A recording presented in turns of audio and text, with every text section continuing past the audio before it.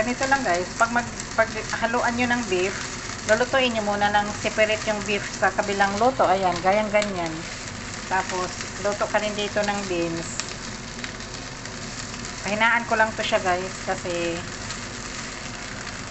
habang paghandahanin lang natin siya sa pagluto. Hinanaan ko siya, ilagay natin sa number 3.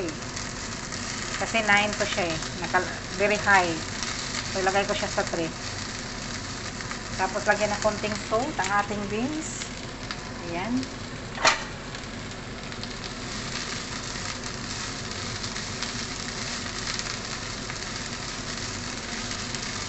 Habang pahinaan natin siya guys, babalatan ko rin yung talong.